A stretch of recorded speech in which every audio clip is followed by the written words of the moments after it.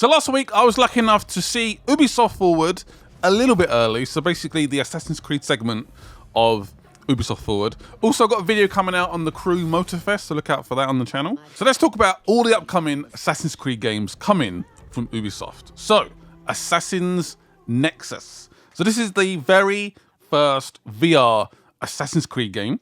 We take the control of 3 different characters: Connor, Ezio, Cassandra. And this is the first time an Assassin's Creed game will be in first person. Oh boy.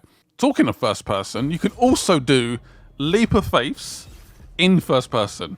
I don't know about that. I'm a little bit concerned. I could potentially vomit everywhere. So it's coming to the Meta Quest. The gameplay you may see during Ubisoft Forward, I don't have it right now, or the footage you've seen, is like pre-rendered. So a little bit concerned about how the game's going to look in motion and whether I will feel physically sick being an assassin doing parkour in first person. There is the ability to sort of transport around, like you sort of seen VR games before, where you can sort of jump forward and not necessarily like move around physically. But yeah, I'm a bit concerned about throwing up. I'm concerned about how the game's going to look. There's going to be a modern day sort of scenario that links between these characters that we've already played with. These are brand new stories, by the way, brand new missions. I'm excited. There's not many VR games I'm looking forward to, but this is definitely up there. Next up is Assassin's Creed Codename Jade. Completely set in China, and it is a complete mobile game. The footage I've seen so far of this game, I was actually quite impressed. I love the setting. Obviously, China is just the perfect setting for an Assassin's Creed game. And the visuals actually did almost look on par with like the previous gen consoles. I was quite impressed. Open registration is now, so you guys can try out the beta for yourself. Give it a go. See what you think. I think it's like a closed beta. Public testing will be coming up at some point. The Qing Dynasty, so it just explores that sort of history of China. It's a very prosperous time. Obviously, there's going to be a few issues. Yeah, quite impressed by this. I'm not a massive mobile game player, honestly, but the game looks good. It's an Assassin's Creed game. I don't know. I'm sort of down for it. I'm sort of down. I'm sort of excited. So, Nexus and Codename Jade. We didn't get a sort of launch date or a release date at all for these games. So, it may happen during the Ubisoft conference. I don't know, but I haven't heard anything yet. And with Codename Jade, they tried to bring obviously all the aspects of an Assassin's Creed game you'd expect. Leap of Faith, assassins, stealth gameplay, combat, into a mobile game is going to be quite a challenge, but I think they may have nailed it from what I've seen so far. So I'm quite excited to obviously check it out. Obviously, playing an Assassin's Creed game on a touch screen is going to be difficult as well. But again, I spent a lot of time on trying to nail that down, and we're going to see what happens, I guess. I guess the beta will be a perfect time to try that out. So let's talk about the big one in the room. Assassin's Creed Mirage. We saw some gameplay. I would imagine you guys are going to see the same gameplay during Ubisoft Forward. Yeah, it looked pretty good. I'm very, very excited. So this is going back to the classic Assassin's Creed games you'd expect. A big focus, again, on actual stealth. I know, madness. Obviously, the Assassin's Creed games of recent years have turned a bit more into like a hack and slash RPG.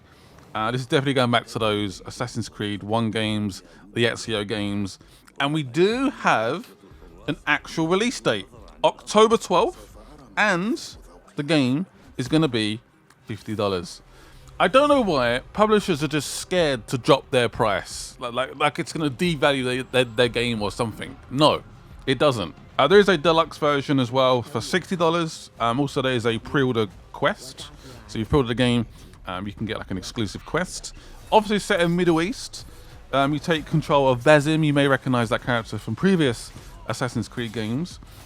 He sort of starts from a basic thief on the streets, and he turns into one of the most incredible, powerful assassins known to man.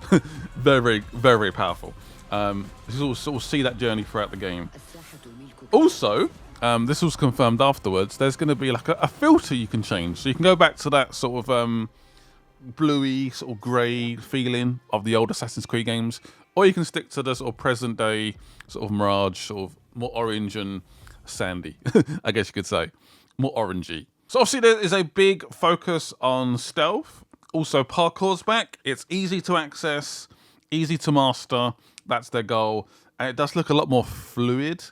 I really liked Assassin's Creed Unity's sort of parkour, and it definitely reminded me a little bit of that.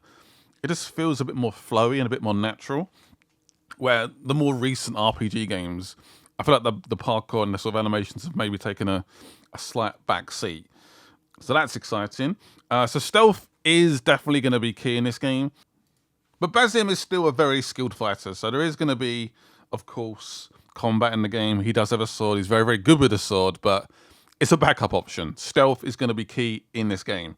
You got this crazy like red smoke that completely confuses the enemy.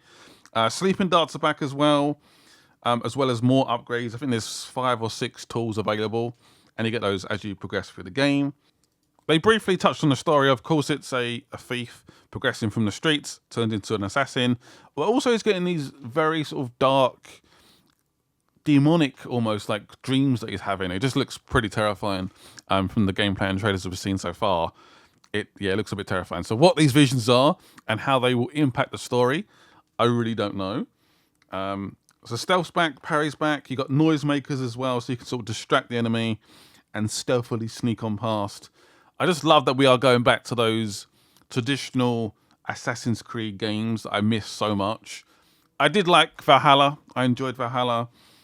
But I feel like it's time to go back to being a proper assassin. Like we're an assassins for a reason, because we do stealth, because we do drop-down kills and knives to the neck, you know.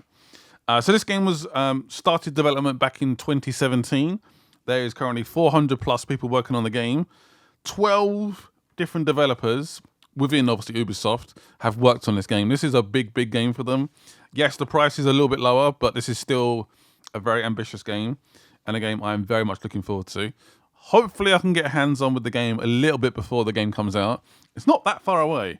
October 12th, which is actually turning into a pretty busy month. So Spider-Man comes out that month as well.